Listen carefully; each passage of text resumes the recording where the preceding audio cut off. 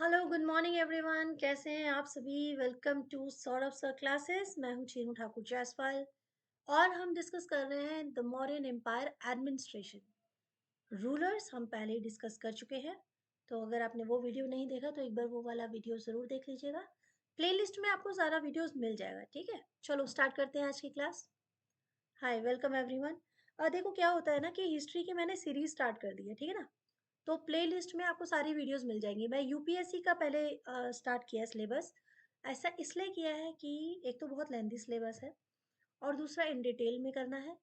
और एक कारण और है कि जैसे जो बाकी के एग्जामिनेशन होते हैं, देखो हिस्ट्री का सिलेबस ना थोड़ा बहुत करते करते, अगर मैंने सबके सिलेबस ना अपलोड कर दिया, अगर थोड़ा बहुत आप सबका चेक करोगे तो सबके सिलेबस आपको ऑलमोस्ट एक दूसरे से मिलते जुलते मिलते हैं, ठीक है ना।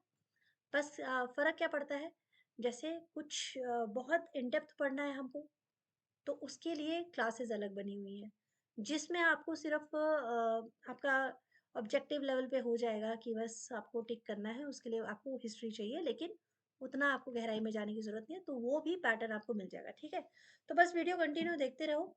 और आने वाले समय में बहुत कुछ अपलोड करना है, हिस्ट्री का एमसीक्यू वगैरह बहुत कुछ है। तो अगर आप एग्जामिनेशन प्रिपेयर कर रहे हैं और हिस्ट्री आपका सब्जेक्ट है, तो आप प्लीज़ अच्छे से वीडियो देखिए, क्योंकि मैं हर वो प्रयास करूंगी जिससे आपको हिस्ट्री का एकदम ए टू जेड सब कुछ पता चल जाए। ठीक है, चलो स्टार्ट करते हैं आज की क्लास।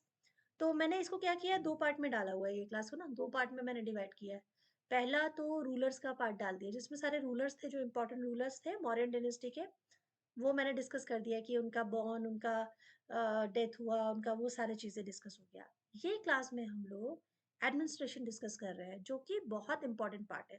जितने भी क्वेश्चन आप देखोगे मौर्यन से रिलेटेड, सबके आंसर आपको ये क्लास में मिल जाएंगे। पक्का पक्का देखो, ध्यान से देखो, मिल जाएंगे, ठीक है ना। नहीं मिले तो कमेंट सेक्शन में मुझे याद दिला देना कि हाँ ये वाला क्वेश्चन नहीं था। वैसे तो मैं अपनी तरफ से श्योर हूँ कि मैंने जितने प्रीवियस ईयर पेपर्स अभी तक मैंने सॉल्व किए हैं, उसके सारे क्वेश्चन मैंने इसमें डाल दिए हैं। ठीक है, चलो चलो चलो चलो स्टार्ट करते हैं क्लास को। तो मॉडर्न एडमिनिस्ट्रेशन पढ़ेंगे, स्टेट कंट्रोल पढ़ेंगे। ठीक है, राज्य का कंट्रोल कैसे था, एडमिनिस्ट्रेशन, इकोनॉमी, ये सारा डिस्कस करेंगे।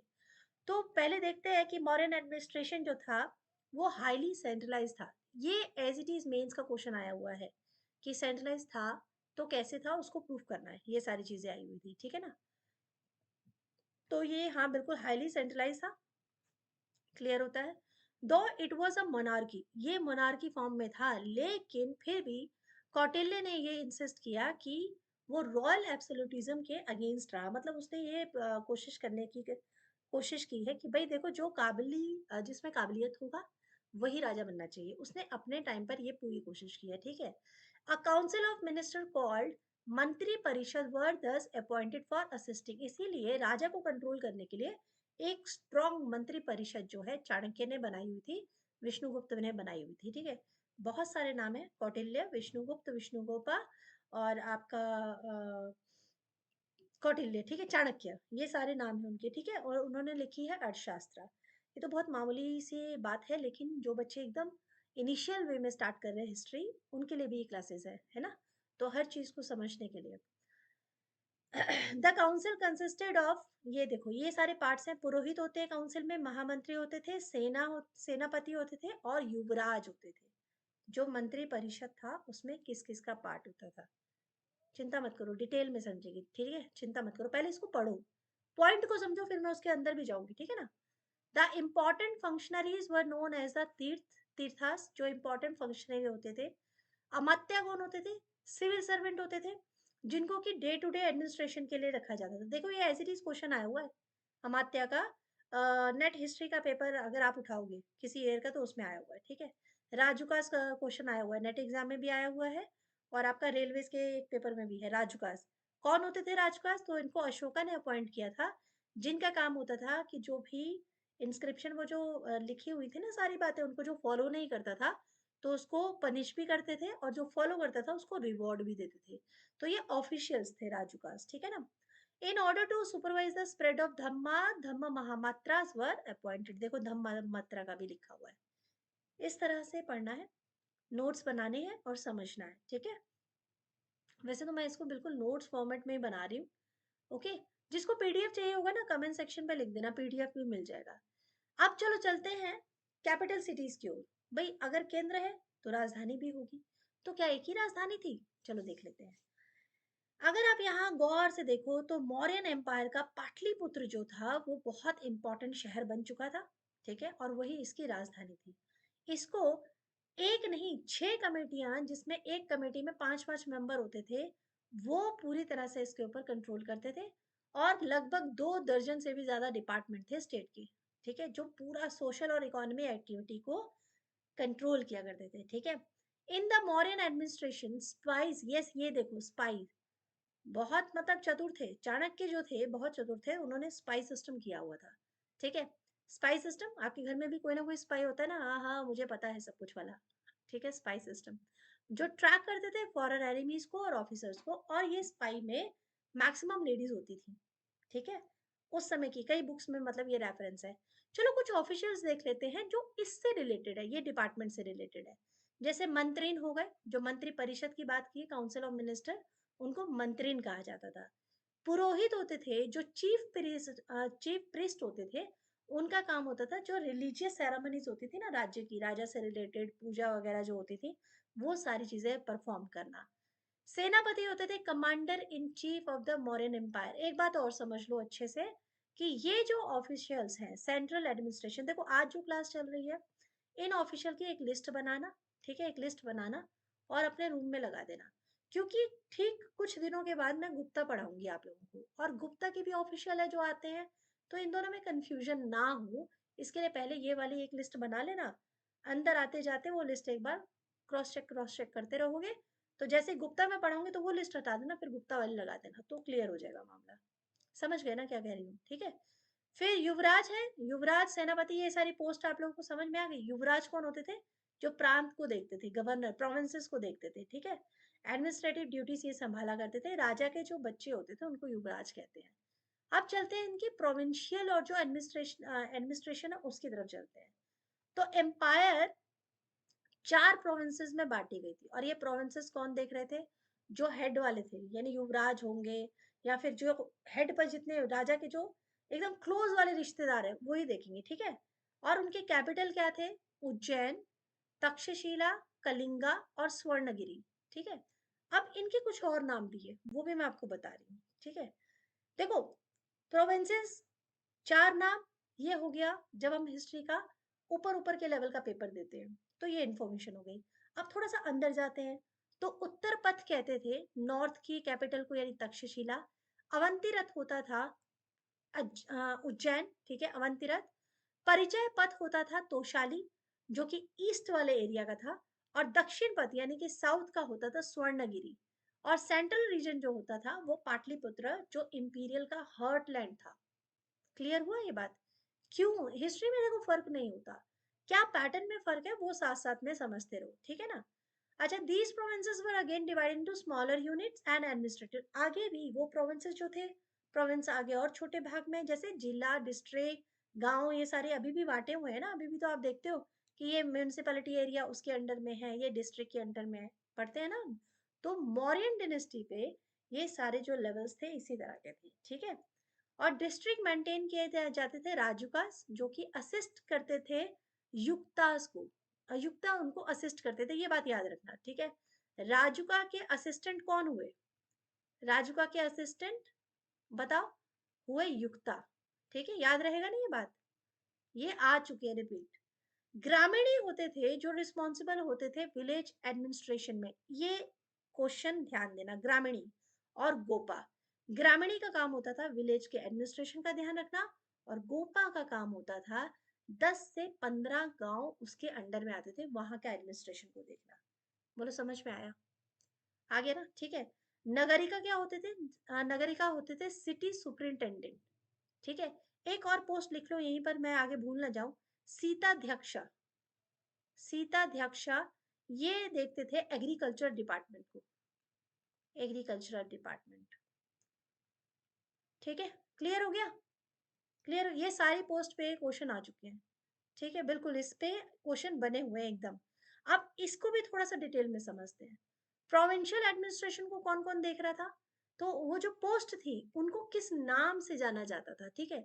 एक तो कहते थे कुमारा, यानी कुमार कहा जाता था, जो प्रोविंशियल जो होते थे उसके गवर्नर जो होते थे, और उन्हें आर्यपुत्र के नाम से भी कहा जाता था।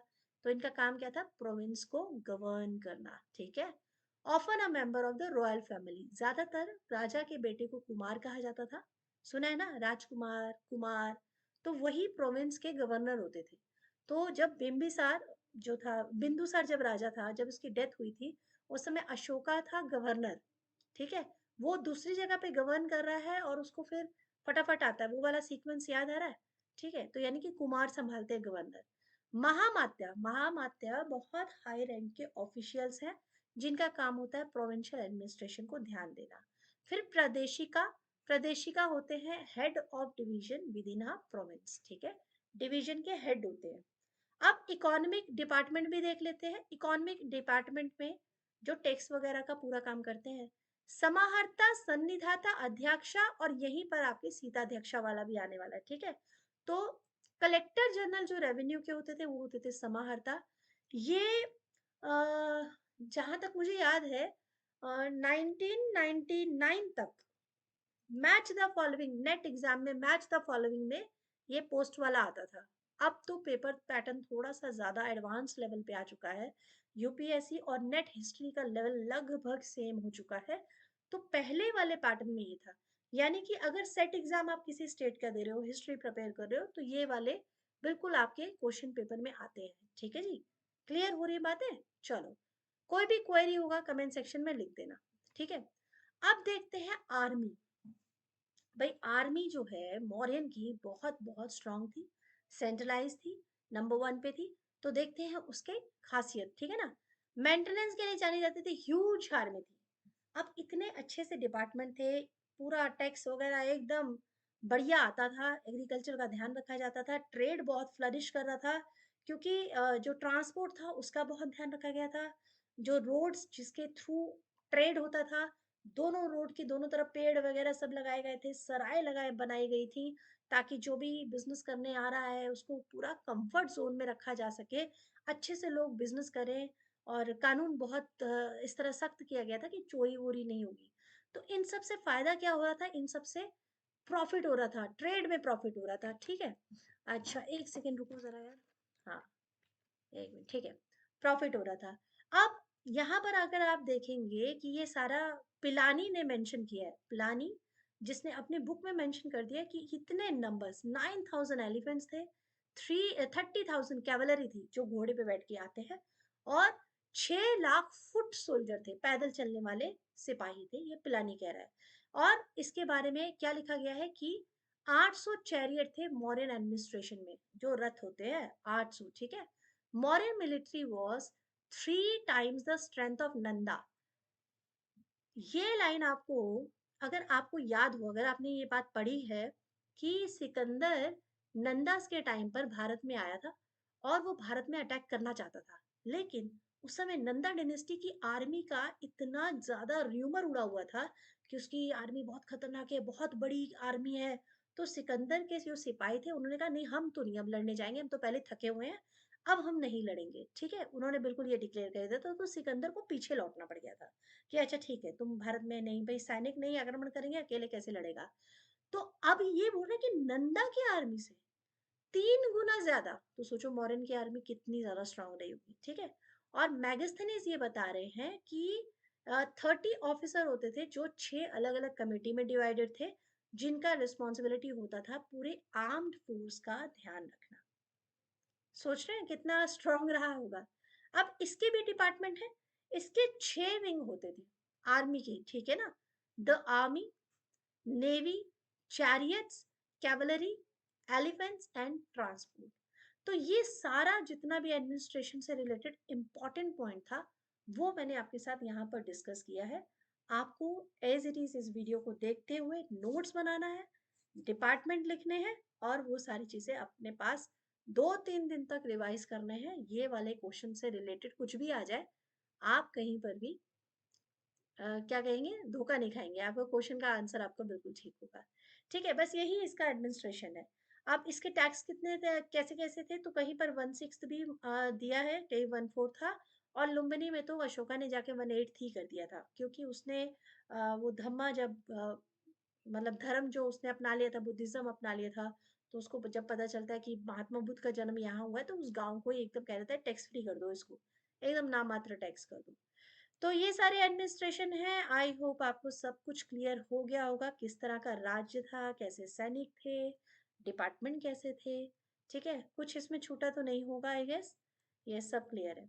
फिर भी अगर कोई कंफ्यूजन होगा ना, तो एक बार कमेंट सेक्शन पे लिख देना, मैं जरूर वो कमेंट आपका देखकर ना आपका प्रॉब्लम सॉल्व करूंगी। चलो, थैंक यू सो मच, फिर मिलते हैं नेक्स्ट वीडियो में।